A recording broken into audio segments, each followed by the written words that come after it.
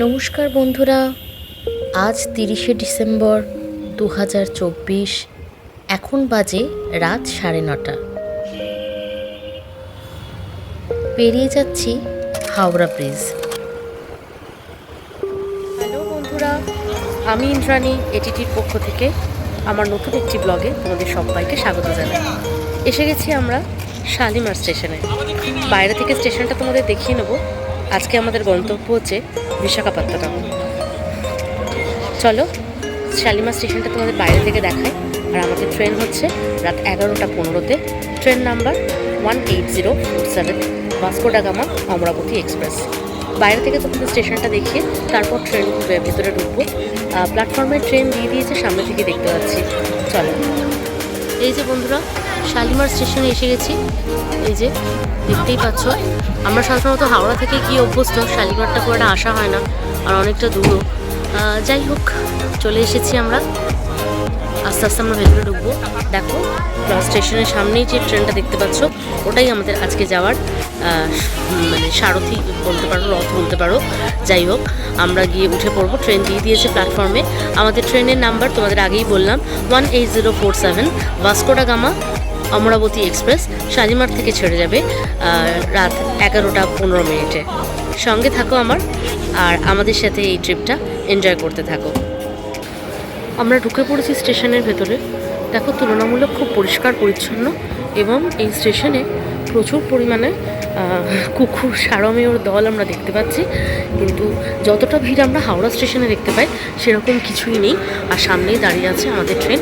আর আমাদের কিন্তু একদম ঢুকে ফার্স্ট কোচ যেটা পড়েছে S2 পড়েছে আজকে আমাদের। হ্যাঁ, লাস্ট মোমেন্টে টিকিট কনফার্ম হয়েছে। চলো আমরা বেরিয়ে পড়বো। তোমাদের দূর থেকে স্টেশনটা ভালো করে দেখাই। নিশ্চয়ই তোমরাও এর আগে শালিমারে এসেছো। আমিও এর আগে দু একটা ট্রিপে শালিমার থেকে যাত্রা শুরু করেছিলাম, তাও কোনোদিন এইভাবে ভিডিও করার সৌভাগ্য হয়নি। আজকে করছি, তোমরাও থাকো, দেখো। আমরা কালকে ভাইজ্যাগ গিয়ে পৌঁছবো বেলা 12:55 ট্রেনের টাইম অনুযায়ী। কিন্তু দেখা যাক কতগুলো স্টেশনে আমরা দাঁড়াই, সেসব খবর তোমাদের সাথে আমি শেয়ার করব। আর মাঝখানে পড়বে কতগুলো ইন্টারমিডিয়েট স্টেশন, সেগুলোও দেখে নেব। ছেড়ে দিয়েছে আমাদের ট্রেন রাইট টাইমে শালিমার স্টেশন থেকে। এরপর 4 কিলোমিটার দূরে আমাদের ট্রেন গিয়ে দাঁড়াবে সাঁতরাগাছি স্টেশন। তারপরে পরবর্তী স্টেশন খড়গপুর, আর মাঝখানে পড়বে 12টা ইন্টারমিডিয়েট স্টেশন। সঙ্গে থাকুন আপনারা, আমি এভাবেই আপনাদের দেখাতে দেখাতে যাব যতটা আমার পক্ষে সম্ভব আমাদের এখান থেকে ভাইজ্যাগের জার্নিটা। এই ট্রেনটি গোয়া যাচ্ছে, ভাস্কো ডা গামা অমরাবতী এক্সপ্রেস। কিন্তু আমরা নেমে যাব মাঝপথেই ভাইজ্যাগে, যেটা বিশাখাপত্তনম নামে পরিচিত। সঙ্গে থাকুন, দেখতে থাকুন। আমাদের ট্রেন ঢুকছে সাঁতরাগাছি স্টেশনে। শালিমার স্টেশন থেকে সাঁতরাগাছি স্টেশনের ডিস্টেন্স 4 কিলোমিটার। এখন ঘড়িতে বাজে 11:31। মোটামুটি 15 মিনিটের ডিস্টেন্স আমরা 4 কিলোমিটার রাস্তা পেরিয়ে এলাম। এরপরে আমাদের ট্রেন দাঁড়াবে একদম খড়গপুরে।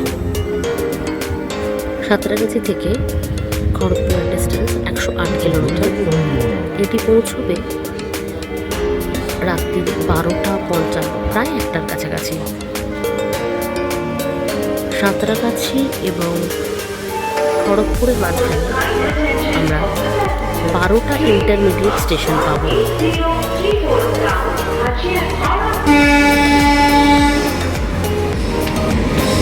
কি ভালো লাগে না রাতে স্টেশনে এরকম একটা ট্রেন ছুঁয়ে যাচ্ছে স্টেশনগুলো দেখতে।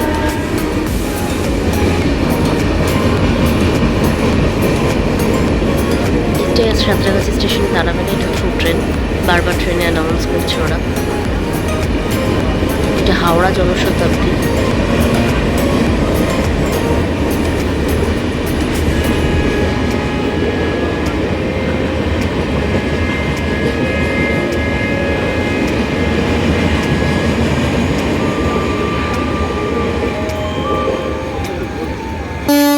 আবার দেখো আর একটা ট্রেন পাস করছে।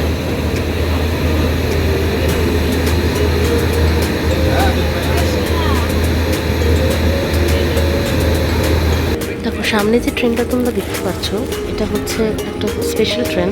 এটা কুম্ভ স্পেশাল। এই বছর 12 বছর পর আবার এলাহাবাদে মহাকুম্ভের যোগ আছে, আর সেই জন্য ইন্ডিয়ান রেলওয়ে থেকে স্পেশাল ট্রেনটা অ্যারেঞ্জ করা হয়েছে। তো গোটা ডিসেম্বর জানুয়ারি মাস এই ট্রেনটা এভাবেই চলবে। দেখো ট্রেনটা দাঁড়িয়ে আছে এখানে। হ্যালো বন্ধুরা, এখন রাত 1:15 আমরা এসে দাঁড়িয়েছি খড়গপুর স্টেশনে। এখানে মোটামুটি 5 মিনিট দাঁড়াবে এই ট্রেন, আর এরপরে বালেশ্বর গিয়ে দাঁড়াবে। এই খড়গপুর থেকে বালেশ্বরের মধ্যে 18টা ইন্টারমিডিয়েট স্টেশন আমরা পাবো, আর তারপর বালেশ্বর থেকে আমরা আবার সামনের দিকে এগিয়ে যাব। এই খড়গপুর স্টেশনে এসে দাঁড়ালাম। ছোট থেকে দেখে আসছি খড়গপুর স্টেশনকে আমরা পৃথিবীর সবচেয়ে দীর্ঘ প্ল্যাটফর্ম বলে জানি। চারিদিকে নিশুতি, তোমাদের ঘুরিয়ে দেখাচ্ছি স্টেশনের অবস্থাটা কীরকম,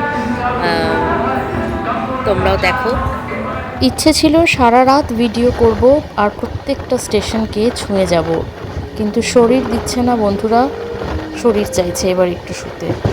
আবার দেখা হবে কাল সকালে। আজকের মতো তোমাদের শুভরাত্রি জানাই। আমাদের দ্বিতীয় দিনের জার্নিতে তোমাদের সাথে আবার মিট করছি। টাটা। গুড মর্নিং বন্ধুরা, আমাদের সফরের দ্বিতীয় দিন। আমরা এখন দাঁড়িয়ে আছি ব্রহ্মপুরে দাঁড়িয়ে আছি। এখন বাজে সকাল 8:50। উড়িষ্যা মোটামুটি আমাদের শেষ হয়ে গেল। এরপর আমরা আস্তে আস্তে অন্ধ্রপ্রদেশের দিকে ঢুকে যাব। যদিও তোমাদের বলেছিলাম রাত্রে স্টেশন। এখন বাজে সকাল 11টা। আমরা এসে দাঁড়িয়েছি শ্রীকুলাম স্টেশনে, আন্ধ্রের একটা স্টেশন। এরপর আর একটা স্টেশন, তারপরেই বিশাখাপত্তনম। কিন্তু পৌঁছতে প্রায় বেলা 1টা বেজে যাবে। মাঝখানে অনেকগুলো করে ইন্টারমিডিয়েট স্টেশন আছে। সঙ্গে থাকো বন্ধুরা, দেখতে থাকো। আমরা পৌঁছে গেছি বিজয়নগরম জংশনে। এর পরবর্তী যে জংশনে দাঁড়াবো সেটাই হচ্ছে বিশাখাপত্তনম বা ভাইজ্যাক। এই দুটো স্টেশন বড় জংশনের মাঝখানে প্রায় 9টা স্টেশন রয়েছে ইন্টারমিডিয়েট, আর দুটোর মধ্যে ডিস্টেন্স প্রায় 80 কিলোমিটার মতো। বন্ধুরা, আমরা নেমে পড়েছি বিশাখাপত্তনম স্টেশনে। এই দেখো, এখানে ইডলি, ধোসা, বিরিয়ানি বিভিন্ন খাবার বিক্রি হচ্ছে। স্টেশন থেকেই প্রচুর ট্রেনের মানুষ খাবার কিনে নিচ্ছে, কারণ ভাস্কো ডা গামা অর্থাৎ গোয়া পৌঁছবে এই ট্রেনটি কালকে অর্থাৎ 1 তারিখে। তাই যার এই ট্রেনে প্যান্ট্রি কার নেই, তাই জন্য এই স্টেশন থেকেই লোকে খাবার কিনে নিচ্ছে। আর এই দাদাকে দেখো, এর সাথে আমাদের অটোর জন্য দর কষাকষি চলছে। আমরা যাব স্টেশনে। আমরা যে হোটেলটা বুক করেছি সেটা একদম শহরের মধ্যমণি, মানে একদম কোনো সি বিচের ধারে নয়, একদম শহরের মাঝখানে অবস্থিত। তো আমরা তো এখানকার ভাষা বুঝতে পারছি না, তাই হোটেলের যে ম্যানেজার তার সাথে ফোনে কথা বলে এই দাদার সাথে ব্যবস্থা করে দিচ্ছি। চলো স্টেশন থেকে বেরোবো এবার আমরা। স্টেশনের একটা ভিউ তোমাদের দেখাচ্ছি। একটা বন্দে ভারত দাঁড়িয়ে আছে, কিন্তু আমরা বুঝতে পারছি না এটা কোথা থেকে কত অবধি যায়। এই হচ্ছে স্টেশন। দূরে পাহাড়ের একটা হালকা অবয়ব দেখতে পাওয়া যাচ্ছে। এই যে, চলো আমরা এগিয়ে পড়ি। এই বিশাখাপত্তনম স্টেশনে এই দেখো, আমরা এইমাত্র এই ওভারব্রিজটা থেকে নামলাম। বেশ পরিষ্কার পরিচ্ছন্ন। এখানে একটা ভিআইপি এসি রিল্যাক্সিং লঞ্চ আছে। 20 টাকার বিনিময়ে এখানে টিকিট কেটে বসার ব্যবস্থা করা রয়েছে। হাওড়া বা শিয়ালদার মধ্যে যে আমরা যানজট বা চেঁচামেচি, লোকের কোলাহল, দৌড়াদৌড়ি দেখতে পাই, এখানে সেটা নেই। আর প্রত্যেকটা স্টল ভালো করে গোছানো। একটা সুন্দর স্টেশন এটা। আর এই দেখো, এখানে গাড়ির ব্যবস্থা আছে বয়স্ক মানুষদের জন্য, আর একটা স্ল্যান্টিং এরিয়াও আছে যে নেমে আসার সুবিধের জন্য এটা করা হয়েছে। বিশাখাপত্তনম স্টেশনটি, এই যে সামনে ট্রেনটা দাঁড়িয়ে আছে দেখো, এই ট্রেনটা কী ট্রেন আমি জানি না, এটা এখানকার কোনো লোকাল ট্রেন হবে। তো সেই জন্য এর গায়ে যে নামটা লেখা আছে, ভাষাগত কারণে আমি সেটা পড়ে উঠতে পারছি না। আমরা চলে এসেছি স্টেশনের বাইরে প্রায়। এখানে অটোওয়ালার সাথে এখনও আমাদের দর কষাকষি চলছে। এটা তো খুব স্বাভাবিক, তারা বুঝতেই পারছে আমরা ঘোরার জন্যই এখানে এসেছি, এবং ট্যুরিস্টদের কাছ থেকে একটু বেশি টাকা নিয়ে নেওয়ার একটা টেন্ডেন্সি থাকেই।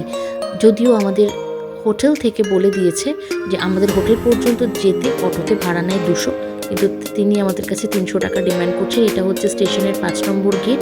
আর দেখো স্টেশনের বাইরে পার্কিংয়ের সুন্দর ব্যবস্থা আছে। আমরা এখন এই অটো করেই চলে যাব। যাই হোক, 250 টাকায় মোটামুটি কথাবার্তা হয়েছে। এবার আমরা চলে যাব আমাদের হোটেলে। এটা এদের ভাষা অনুযায়ী নাদ মোড় এরকম একটা কিছু জায়গা আছে এখানে, নাদ মোড় বা সেইখানে আমাদের হোটেলটা। আমরা হোটেলের ম্যানেজারের সাথে কথা বলিয়ে নিয়েছি। ভাইজ্যাক স্টেশনকে টাটা করে আমরা চলেছি হোটেলের উদ্দেশ্যে। এই ভাইজ্যাক বা বিশাখাপত্তনম পূর্ব উপকূলের একটি বৃহত্তম শহরের মধ্যে অন্যতম। পূর্বঘাট পর্বতমালা এবং বঙ্গোপসাগরের উপকূলে এই শহরটি অবস্থিত। এটি ভারতের দ্বিতীয় বৃহৎ পোতাশ্রয় হিসেবে চিহ্নিত বর্তমানে। এই শহরটি প্রতিষ্ঠা করেছিলেন চোল রাজা কুলোথুঙ্গা। মুঘলরা পরে এই শহরটি দখল করে নেন। তারপরে ব্রিটিশ শাসনাধীনে এখান থেকেই ব্যবসা বাণিজ্য, আমদানি রপ্তানির কাজ চলত। এখন এটি ভারতের নৌসেনা বহরের পূর্ব সদর দপ্তর। শহরটি যেহেতু বললাম পূর্বঘাট পর্বত এবং বঙ্গোপসাগরের তীরে অবস্থিত, তাই পাহাড়, সমুদ্র এবং সমতলের সৌন্দর্য একই সাথে এই শহরে আমরা পেতে পারি। শহরের রাস্তাঘাট ভীষণ চওড়া। এখানে আমরা ভাষার যে একটা ব্যবধান রয়েছে আমাদের সাথে, এখানকার স্থানীয় ভাষা হচ্ছে তেলেগু, কিন্তু ইংরাজি ভাষা সর্বত্রই রয়েছে। রাস্তাঘাটে যে কোনো জায়গায় হোর্ডিংয়ে আমরা তেলেগু ভাষা তার সাথে ইংরাজি ভাষা দেখতে পারবো। অর্থাৎ আমাদের কথা বলতে গেলে তেলেগু ভাষা না জানলেও কিছুটা আধা ইংরাজি বা আধা হিন্দি মিশিয়ে কথা বললেও এখানকার মানুষ বুঝতে পারবেন বলেই মনে হচ্ছে। যাই হোক, চলো বন্ধুরা, এই শহরটিকে এই 2 দিন এখানে আমরা থাকবো। তারপর চলে যাব আরাকুতে। 2 দিনে এই শহরের বিভিন্ন অভিজ্ঞতা তোমাদের সাথে আমি শেয়ার করে নেব। শহরটা বেশ সাজানো গোছানো বলেই মনে হচ্ছে, যেটুকু আপাত দৃষ্টিতে দেখতে পাচ্ছি। দূরে একটা পাহাড়ের হালকা অবয়ব চোখে পড়ছে। ব্রিজের ওপরটাও বেশ কালারফুল। রাস্তায় প্রচুর গাছের সমারোহ রয়েছে, খুব সুন্দর লাগছে আপাতত। ট্রেনের ভেতরে যতটা গরম লাগছিল এখন কিন্তু সেটা লাগছে না। ওয়েদারটা বেশ সুদিং।